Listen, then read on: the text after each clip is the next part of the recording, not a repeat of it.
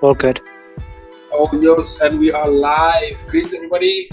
This is Thursday, Pepper. This is the Art Expert Podcast, episode 180.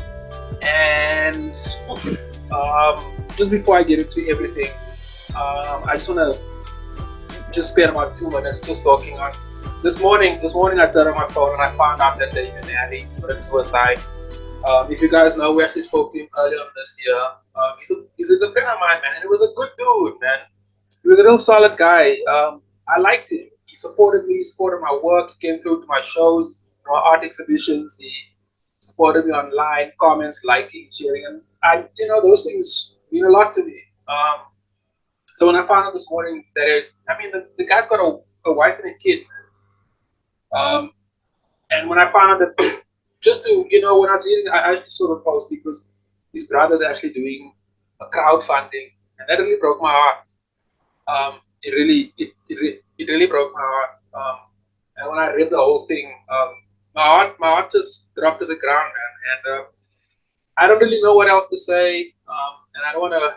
We're still going to do a lot of cool things in this episode. I just thought I'll just start right up in front. I'll potentially do another episode. And I'm talking to Baba too, for a few weeks' time, and I'll most probably bring up this thing because I just find that the suicide rates amongst men in South Africa is alarming. And my brother, I don't know if you saw, can you hear me? Rest in peace. You made an impact in my life for sure. And it was just really sad news, man. So yeah, man. Anyway, just moving on from there, guys. It's been a few weeks since I did an episode. There's been a bunch of reasons for that. I won't get into that now. But to all the new listeners and subscribers, much love, much love. Thank you for all. And just give me 1 second. This is also one of the reasons why there's been so little recording, is that the flu is in the air. So just part of my snotty nose. But anyway, man. Today's episode, we're actually doing a very cool episode. I'm talking to an old friend of mine, Nolan Stevens. You can see there, the left there, smiling. Well, he's not smiling yet, but I hope he'll catch a smile later. We're talking to Nolan Stevens. Nolan is a serious hustler and is a serious worker in the arts. And he's one of these cool dudes that's actually interestingly placed in the art ecosystem. So he does a lot of writing, curating, and so forth.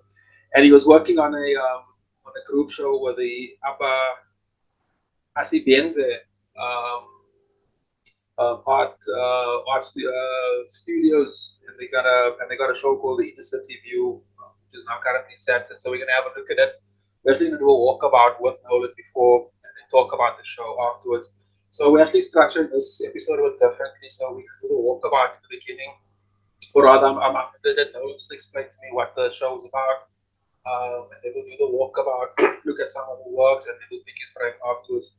So, my brother Nolan Stevens, firstly, my brother, thank you for coming. Welcome. How are you? How you been? I think I should be saying that it's a real honor, your platform. Like we haven't spoken, and you out there in the world and shit stuff. Sorry, shouldn't swear. Professional, swear, my brother. This is the platform for this type of shit. You can say shit. Yeah, you will not be censored. Okay. This is a platform for the artists, for people like me and you, my brothers. This is a platform for people to talk about their art, to talk about process, to talk about things we love dearly. And my brother, you sent me this press release on the show and some of the artworks. It looks pretty cool. They seem like there's some really cool stuff. Some really cool art. A lot of mixed media, a lot of paintings, and some really wild styles. And there was once a real painting which looked really, really interesting. And maybe we'll have a look at it in detail a bit later. So just for my listeners, man, can you just give us a quick rerun of what's the show about, where is it at, and how long it's running, and then we'll just take it from there. Yeah, all right. So I work for a very new gallery space of Johannesburg called Asisebenze Art. We are literally throw away from Park Station. With that comes some difficulties, right? Like literally they're too scared to come into the city. Let's face it, if you're an artist, you are trying to make your art. and will try to make a living of their art by selling to the people who have money to buy art. And in the city, people with enough paper to buy art are people in the north, right? So the property company, very good relationship with Sanlam Private Wealth, and that is how this all got right. So we are currently exhibiting in Sandton, Sanlam Private Wealth's gallery, way up on the 6th floor of this building. But the exhibition itself is by life, right? It's called Inner City Views, and the roof of Marvin Gaye City Blues, right? Yeah, And I'm sure I you saw that. music life, right? The City Blues was all about Black lives of America, right? And the conflict we went through during the 1960s and 70s, right? So I didn't want to that of the complexities and challenges artists which are predominantly black they live through on a day basis. I know I could have come through to Santon and very nice show about life and hardy dog, all that kind of stuff, but that would not work to be a real show. I wanted to give audiences, all the audiences here in the north, sense of what it's like to be in the city of Johannesburg, right? And how that in the exhibition, which you will see, is walls that the works are on. When we got to Sandton to start curating the very much in a very grid-like wall. If you can imagine the way walls looked, very grid-like, ordered, work would be put up on foot because Sanlam being a corporate space, exhibitions of the corporate collection. This is actually the first time they're opening their door, an outside space, be able to sell the works, commercial exhibition, not which is the norm here at Sanlam Private Wealth. So going back to how the presentation is, um, I messed with it. I made it so then each of the walls, so then you have the dynamism, uncomfortable when you get into the space. It's not this nice, comfortable cube like you're so used to when you go to exhibitions, right? Show that you're going to come and think, oh, that was nice. If anything else, oh, that was different. That was interesting. That was Nolan. something that Sorry, my was brother. Let me just pause you there. Your sound took another dip there. I think the got sound isn't got coming really through. soft. Oh shit! I can barely hear you now. Um, Okay, everybody. We had a bit of a break there, a bit of a sound technical issue, and all of that. But if you've been watching this podcast, this channel, you know it happens probably way too often than it's supposed to. So anyway, Nolan, we were just saying, or rather, you were saying, or you was explaining to us the setup of the work. The sound was a bit dipping here and there, but just for my listeners, I just want to reference something is that you said that the title of the show is titled The Inner City Views, which you said was influenced by that Marvin Gaye classic of what's the album, the What's Going On album, The Inner City Views. And like, I like the way you explain that you're you know, trying to sort of make yes, the space uncomfortable by being more, I guess, more real. And like that point you made earlier on of all these art studios in the inner city that lacks people actually coming through to the studio. My brother, that's actually quite a very interesting point that I want to expand on quite, but maybe not right now, because I think that is probably one of the biggest Achilles heels of the art industry is that you have all this talent all over the country, but nobody wants to go look at their studios. They must the narrative is the artist must always go to the people, and I think that's complete bullshit. The whole thing is supposed to work the other way, and there is a solution. Just to remind you, but we will get to it. My brother, this is for my listeners. So yeah, because the sound is a bit dipping and it's a bit weird and funny. We're just gonna sort of pause this sound recording. Nolan will go down through to the show, and we'll have we'll sort of go through some of the artworks, and we'll see if we can if the sound's any better, if he can explain some of it. If not, we'll just go and look at some of the work, and we'll get back to opposite the studio, to the room where he is now, and we'll just talk about it a bit more in detail. So to my listeners, yeah. So Nolan, I'm just gonna pause the recording. You'll go through to the thingy. Yeah, and we'll take it from there. All right, nice one. Here we go. We're recording. So everybody, so Nolan's back in the studio. So my brother, take us around the studio, the gallery space, sorry, and take us through the exhibition. All right, so when you get onto the 6th floor, there'll obviously be a wall text explaining what the exhibition is. There's like a security desk, and then the exhibition begins. And as you can see, what I was telling you earlier about the way the walls are ragged, that's kind of the presentation that I've created, right? Yeah. But I wanted to take you through and begin with one of the works you had liked when I sent you some of the images. That one over there. So this by Mami Kumalo, right? Wow. And this piece was actually right up front, just for interest's sake, right? But we had to now move it over here because a lot of the people who work here, this is like an open boardroom space. Okay. Found this work very disturbing and thought it was like bad negative energies and it had bad luck and all that kind of superstitious. So we had to move it to this end, which is kind of interesting because Kumalo herself is like a traditional healer, right? But that's not what this work here is about. But yeah. Is it possible you could just show us a bit more closer? Can we just get a bit more closer to the work? I'll get a bit closer to it. All right, Yeah. all right.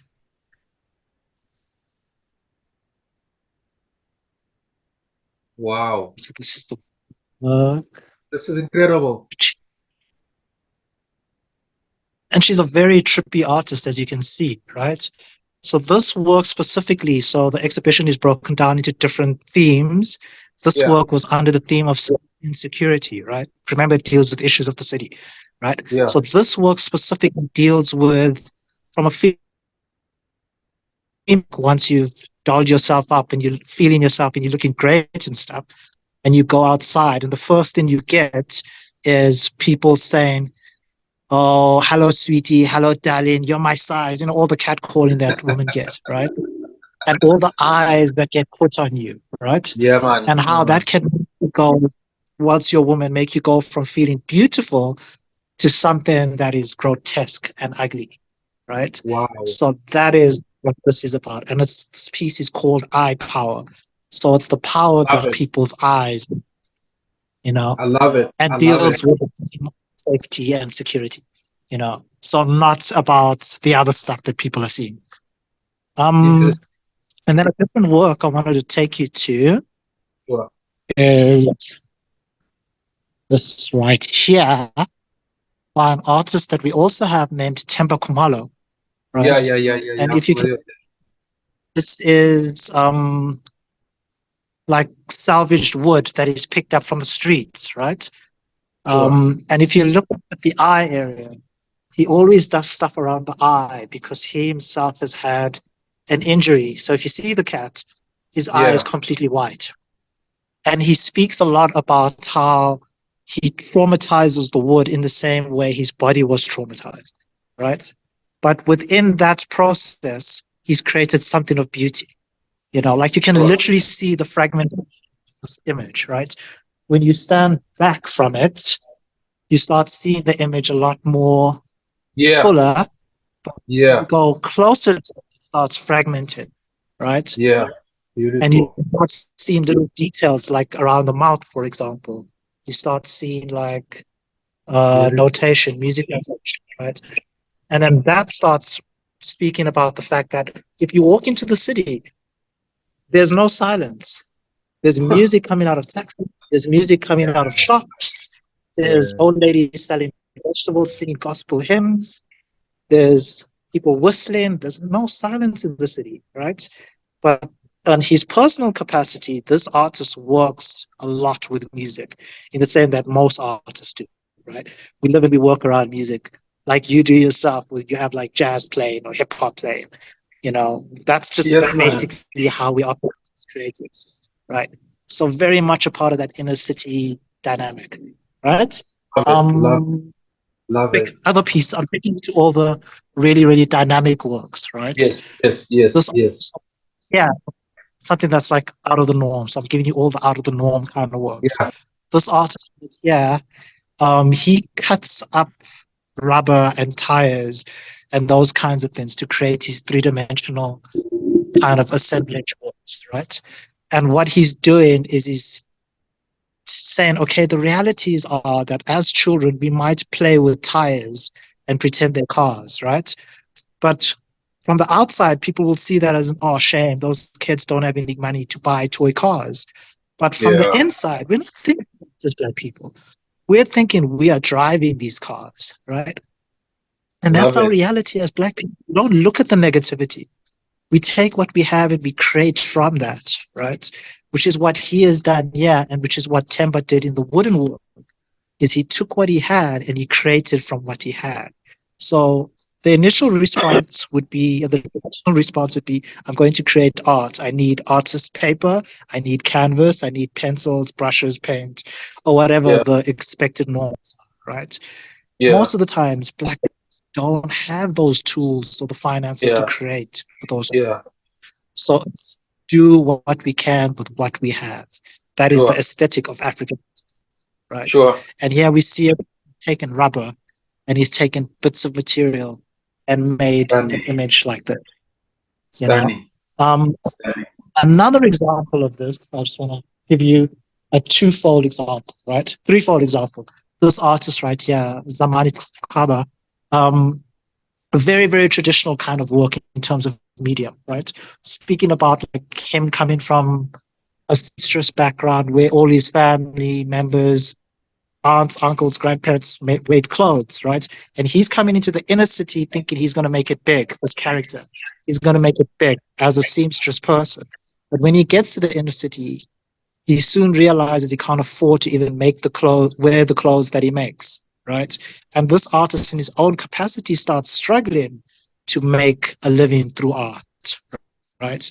And he goes from making works like this to, sorry, I'll just give you a quick rundown of how, just look at the jaggedness of the space, to making works like that, where in our space, which was just a building that had been transformed into studios, he then tears up all these mats that were like lying around, cuts them up into a moth or a butterfly and starts making art on it and creating these things, making them into butterflies and then creating works from something that was not a work, right?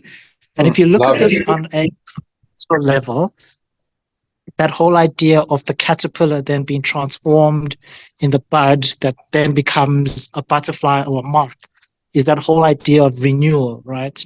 That hope for something better, that I'm coming to Johannesburg, I'll hope to get something better, right?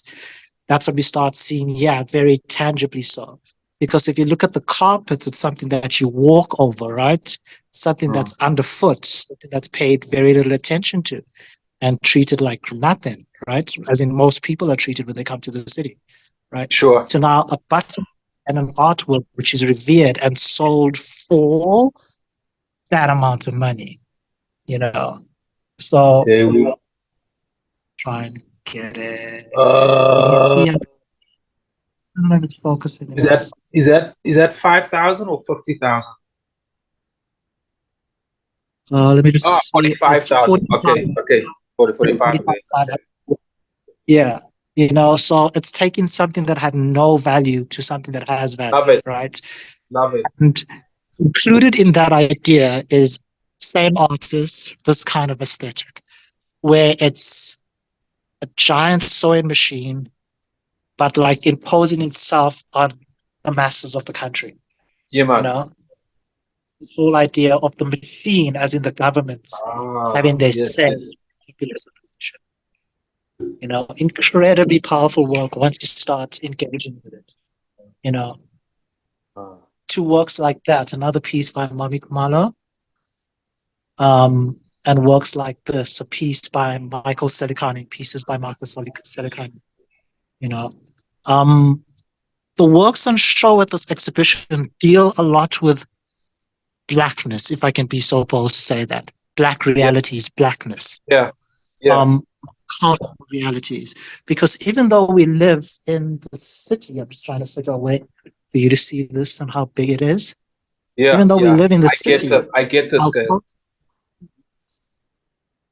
are still entrenched with us. You know, people still do entities, people still do slaughterings, people still do have lobola negotiations, even though we're in an urban environment. That stuff doesn't go away. You know, Yeah. it might go away maybe in Sandton where we are somewhat, but it doesn't go away. We're still in Africa, and that is the sentiment I wanted to bring to this space. You know, I didn't want to create an exhibition in Santon that isn't part of the realities that we live in. You know, Love it. this work, I think this would be the last work I think we'll speak about. Okay. Okay. If that's okay with you. Yeah. This work 100%.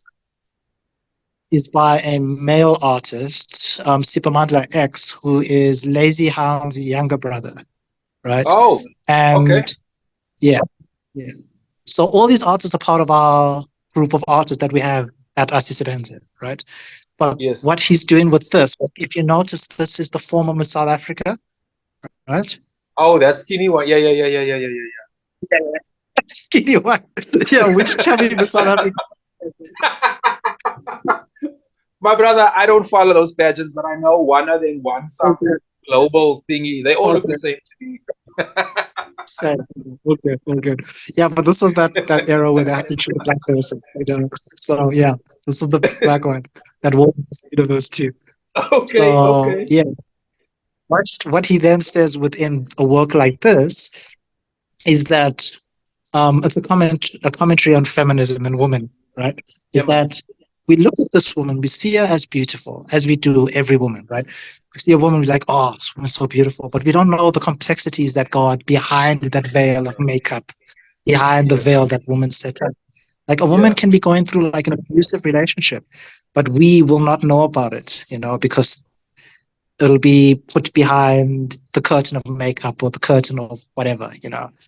And these works start speaking about, particularly his practice, speaks about the strength that a woman would have in order to go on day by day, living in that kind of way, you know.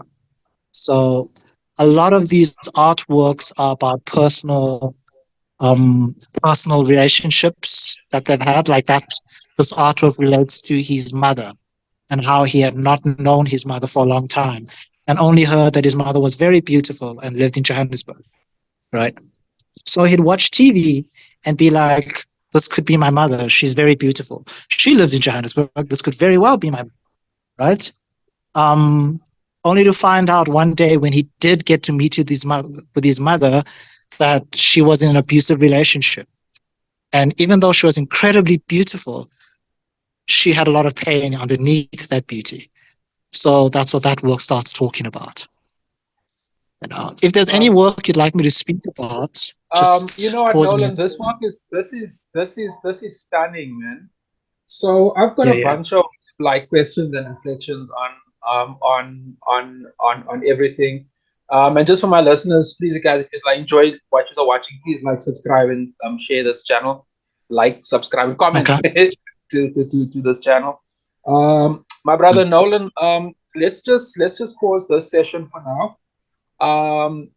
If possible, man, because the sound is coming through pretty well, man. Maybe you can sit on one of those cool ass couches over there, and we can talk and we can break down and I can share some of my views, and we can share some other perspectives and ideas of the show. So, excuse me. So, yeah, this is stunning, and I get what you're saying in terms of like how you're laying it out and the overall narrative, and I get the thing with the moth and those pieces of rubber.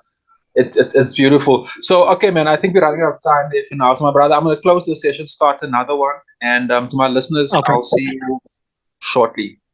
Okay, sure. Okay. All right. Cool.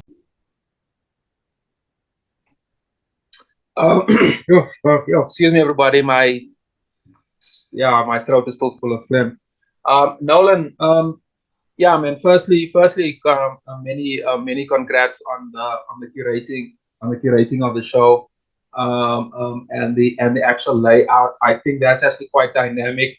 I love the way I love. It's actually quite funny and quite interesting. Of the one with the eyes, how people attached superstition, to it in a corporate space. I find that narrative quite interesting. I didn't realize that the corporate environment is a superstitious environment at all. In fact, I thought that, or my understanding always of a corporate environment is that it's all about numbers, facts, and figures. There's very little gray areas. Everything's always black or white. But the fact that something that's visually so strong and googly, man, I don't know what other word I can use. That there's superstition attached to that. I think that's actually quite. I find it funny, but it's also a very interesting a story there. So that's the one thing I pointed out. I just want to point out a few more things, and we can break it down. And I want to ask you a question based off all of that. Uh, the other thing that also resonates is the personal stories that the artists are telling. So once again, it's the artist's personal struggles which they conceptualize. So one thing we all know very well about the inner city is that I mean, you literally stay in a little box. So as a creator, your creativity sort of bounces off the walls, and you fill that void, I guess, with your own reflections, perspectives, and so forth. And I think that resonates because the part the one with the portrait with the bits of rubber that's cut out versus the moth, that's also beautiful. It also shows to me as a viewer of how the artist views himself, how the artist views materials, how the artist views their situation. And I think that thing also resonates really in a post-pandemic world. And one thing that I've been covering consistently on this platform is how artists have been adapting to this post-pandemic world. So one of the things that I've noticed is that artists are also becoming, I guess, more truer to themselves, but also more spiritual, or getting in touch more with the spirituality. And and they all conceptualize that differently, and using different mediums, of course, and different language in terms of writing and so forth. So those two things they really, and also the layout. But I think we'll get to the layout a bit later. So based off those stuff there. So just to take it back a bit, you're saying that these guys all work in this art studio close to Park Station, close to work. So I know that area. It's quite busy. Um, and I guess it's really ground zero for the Joburg inner city, man. For any of my international listeners, I'll probably expand on that point on some other time. But it's a really hectic, very busy, very noisy type of space. So, firstly, Nolan, let's just take it a step back and we get to the artists. These artists that's featured in the show, are these all the artists that's featured that works in these studios, or are they curated, or did you specifically go out and choose this and this and this one? So I wanted to have all the artists in the space be exhibiting in the show. We have had 3 new artists join us. Obviously, Samson Nisi passed away, so he's not part of our show. This happened last year, but the 3 new artists who joined us joined after all the work was submitted for Sanlam and after the bureaucracy was done. So they're the only artists who are not part of the show. Everybody else, which is 22 artists, are part of the show right now. So we have 25 artists in our building. My brother, just a technical thing, man. The sound is still clear, but it's still a bit soft. Could you maybe just hold the microphone a bit closer? Oh, okay. Is that any better? Yeah, maybe can you show your face, not to be too finicky? Uh, sorry. Sorry, man. Don't know how to do this. Is that better? Yeah. It's just that the sound is a bit dipping, but anyway, man. Sorry. Let's not get lost in these technical things here. But The thing is, I can't hear you if I take out the buds. do I sound clearer now? Yeah. Okay, man. So Nolan, you explained to us that there was about 25 artists that you guys was this 25 artists who's working in the studio or was part of the exhibit? Now. But we have 22 artists part of this exhibition because we've had 3 new inclusions in our space. So yeah. Okay. Okay, man. So just another follow-up question on that, man. Are you just talking about your relationship with the studio? What's your relationship? Are you a curator? Are you an artist yourself? No, I'm a curator in the space, but because of my arts writing background too, I kind of guide and mentor the artists unofficially, like I'll have sessions with the artists to try and figure out the trajectory of their work, and where their work could go. And that would mean anything from bringing in magazines, books, videos, documentaries, fashion things, just to give them a bit more theoretical background to the practice that they're already doing. Love So it. I don't really Love know it. what to call that, but that's That's the just bulk of my work. I actually think that we should actually start like our own like kind of art dictionary because there's a bunch of phrases and stuff which is quite unique to South Africa and the way we work, the way we reason. So for me, you don't need to explain, but to the listeners, you can just figure out. So it's almost as if you were a coach of some sort. That you look at the artist, you see, okay, maybe he's not running fast enough. I should do this. That's dope, Nolan. That's fucking dope, my brother. So based on that, now let's just get back to the actual exhibition. In the title, you were saying the inner city blues the mod. I'm actually gonna listen to the track after this recording. Yeah. You do a lot of your stuff, a lot of your exhibitions that you put together. I've noticed you always like to work with music as a central theme in this regard. Tell me a little bit more about that, man. Is that I look, man, because I know you personally, and I know your associate, your relationship with music, so I get that. But on a marketing point, and this is kind of where I want to shift this latter part of this recording to, is marketing and sales and the actual buying and selling of art. So does this a music element? Does it do anything to inspire sales? Does it inspire marketing? No.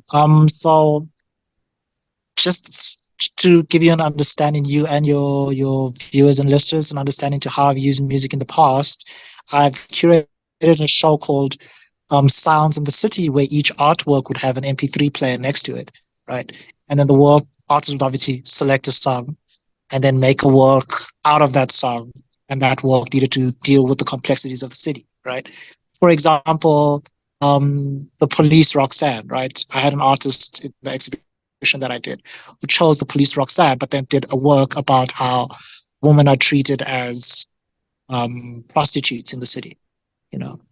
And that then got switched in the same way when you watch a music video after listening to a song, your mental visualizations of that song change, right? So what that exhibition did was change the visualizations you have with, or the associations you have with the song, and put that in an African context, right? So when you ask me if music has any impact on sales, it doesn't. I basically just do that for my own benefit, right? Like none of my artists have even heard of the song. Very few of them have heard of the song, right? It's when you realize you're getting old, you know. So yeah, like you just don't know freaking Marvin Gaye, dude. Yeah, Right? I can see So the some of the oldness the of video, yeah, the yeah, that's right. Too right. Moving right along. Okay, moving right along. Um, Okay. The so point about okay, finish, yeah. Okay. So in terms of like the music, what I'd use that for as a connecting thread, right? Something to just tie the exhibition together. You know, so I'm thinking anybody will have an added experience to the exhibition, you know. But for the artists who aren't familiar with the song, it's something new they can add to their toolbox. You know, and make stuff a bit more interesting. But it didn't impact the selection of works because most of the works we have already. Something that makes our studio space a bit different to other studio spaces is we use art in lieu for rent, right? So we we allow the artist to pay for their rental studio spaces by giving us art. Okay, the line is breaking up. So Here, but most of the art that we have on didn't have to show new people. Okay, continue. Sorry. So what I'm saying is the artists could have made new work if they chose to for this exhibition, but there was no need for that because we, as a gallery space, had quite a few of the pieces already. You know, Yeah. Just in terms of we had them for rental. But if a work does sell, and when the works have been sold, the work then goes 100%. Obviously, I think like we take like a 30% cut or something. The Yeah. work then goes straight to the artists. What happened to you? No, Can you I'm hear here. me? I'm here. I just turned off my video Um, because the line is but yeah, in terms unstable. of I seem to make music, the line it's crisper. But I'm here. I'm continue, and we're still recording. So. oh, okay, no stress, no stress. All right. So in terms Okay. of music, it's basically just my own thing, mate. It's just to You said add yeah, something yeah, yeah. interesting to. You said a bunch of stuff there, which I find super interesting. Firstly, like just the point on music, just another perspective on that. This is something I Oh, noticed. before we get into that, Hmm? Yeah. Hello. sorry. Um, so you when you initially started asking me questions, you've yeah, can you hear me? Yeah. Yeah. Continue.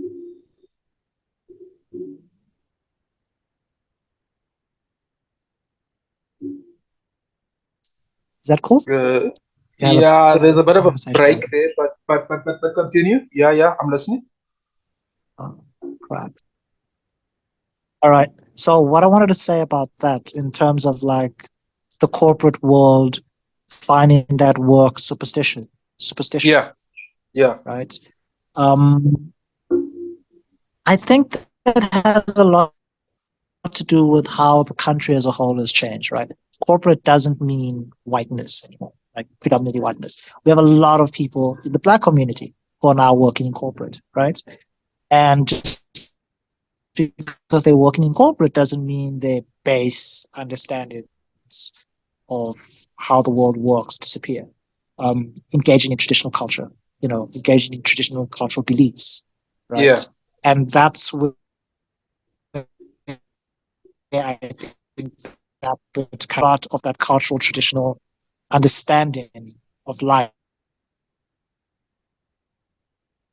then gets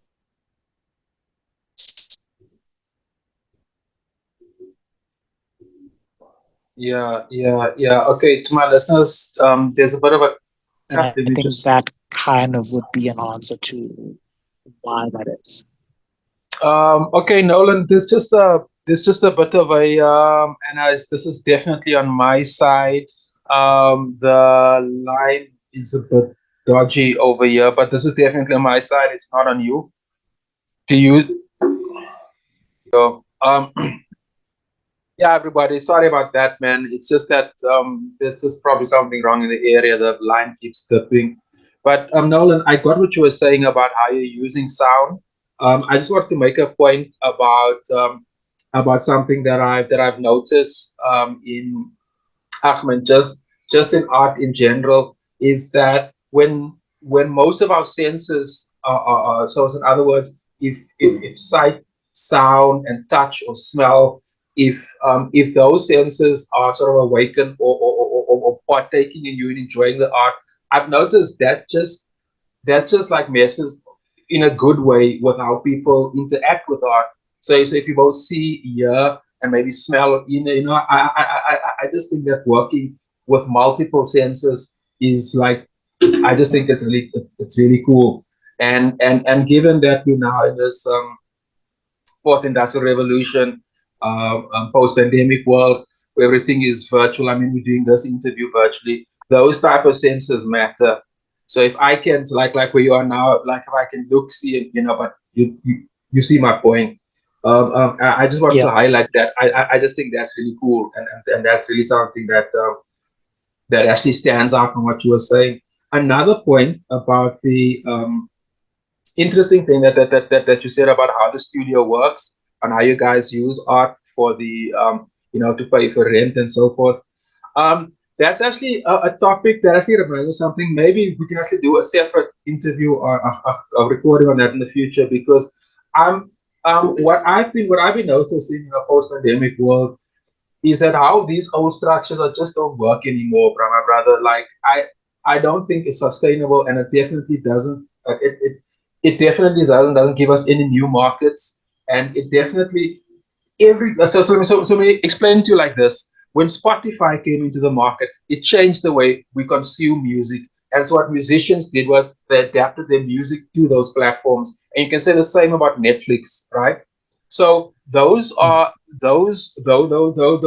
operate, or rather we as visual artists operate in a similar space, right? Just as well with writers. And that's something I'm busy developing right now, is a platform for visual art that will operate similar to like not a streaming platform, because we're not streaming art, but we will have virtual shows like what we're doing right now, but more in augmented reality, and there's a few other tricks that we are experimenting with.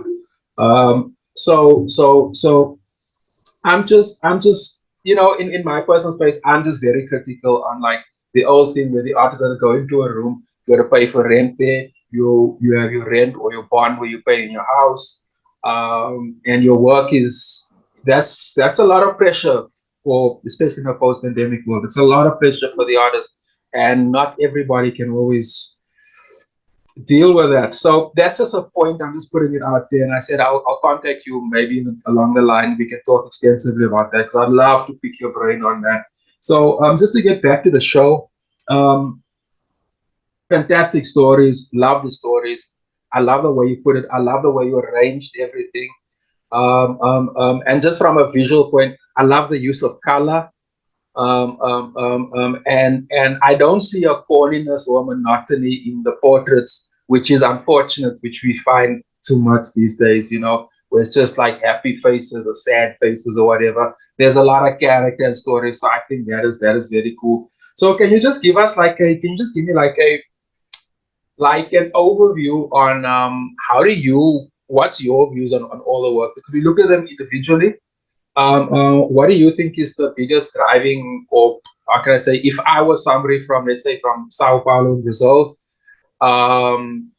and I'm looking at the show, what elements of the show would you want somebody else to look forward to or to look out for? That's such an interesting question, mate.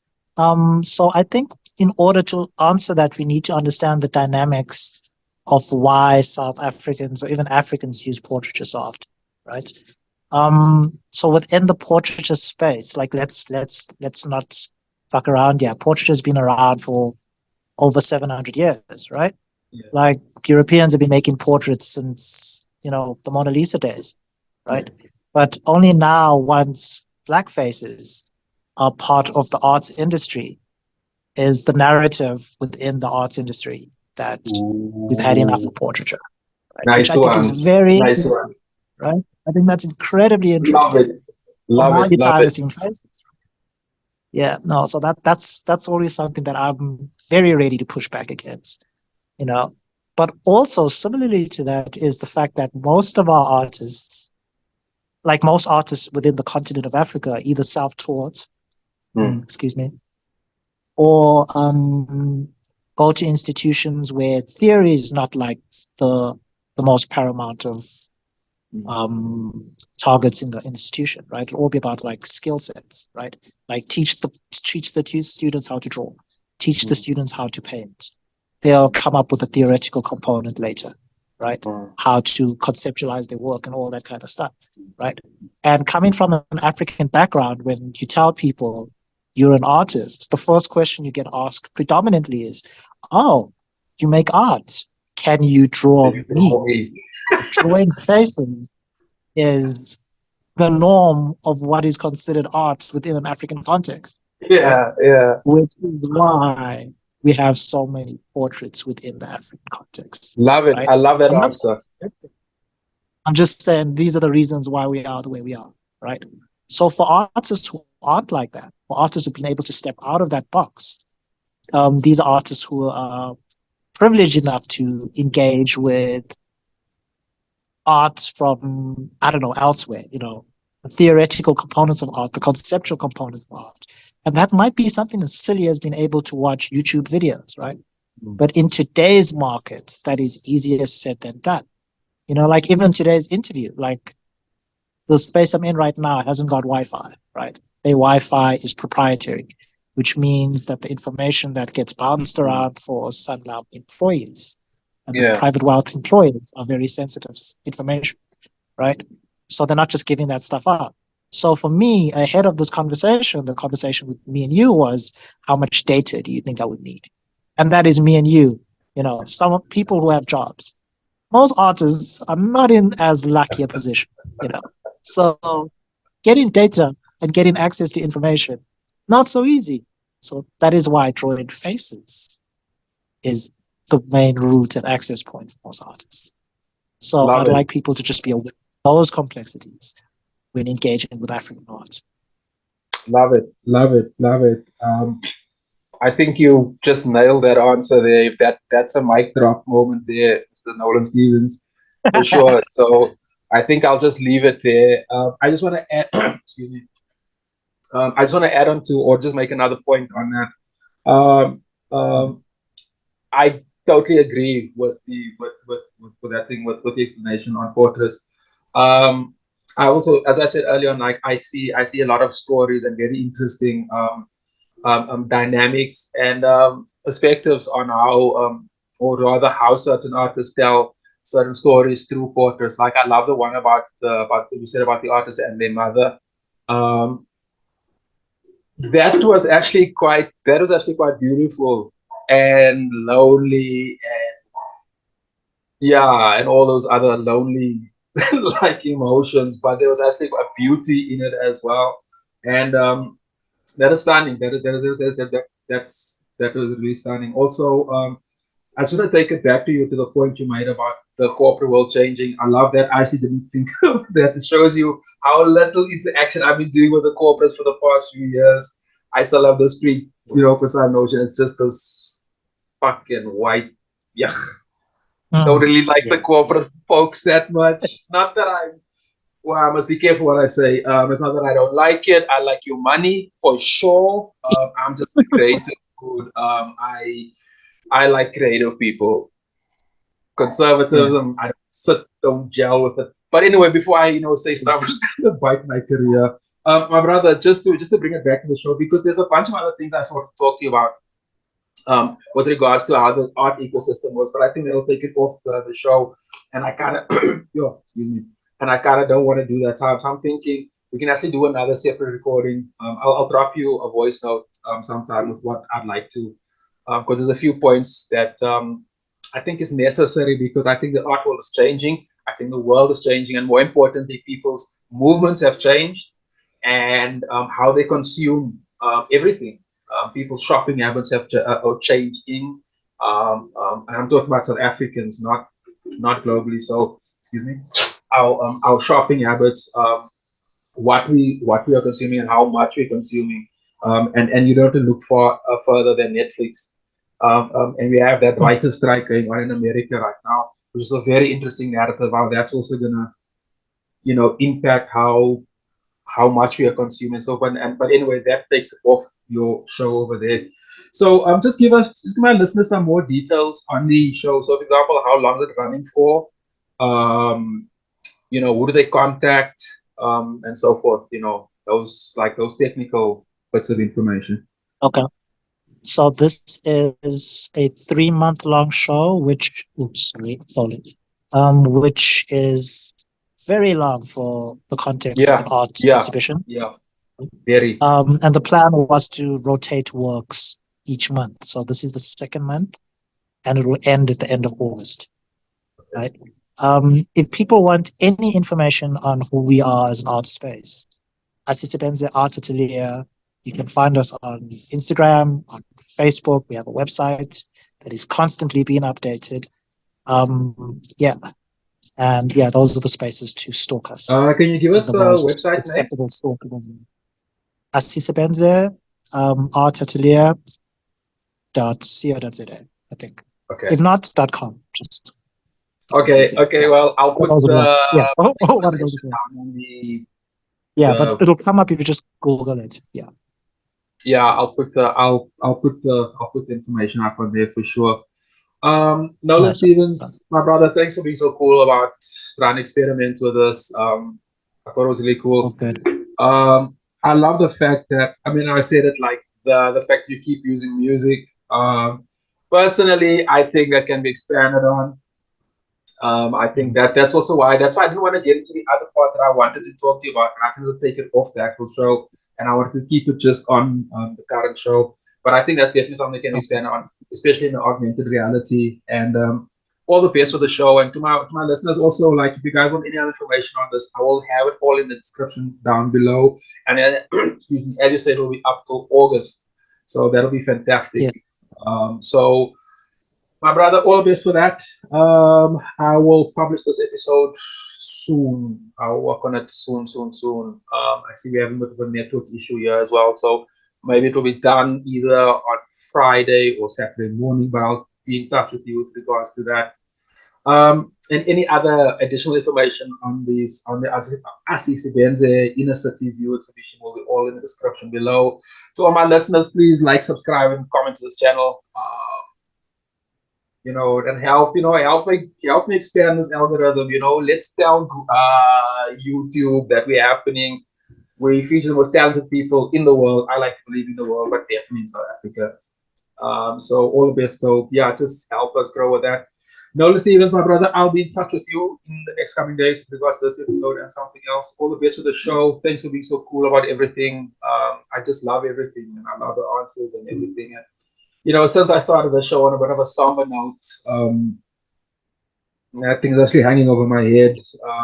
Just take care of yourself, my brother. We're losing too many. Sandton passed away last year.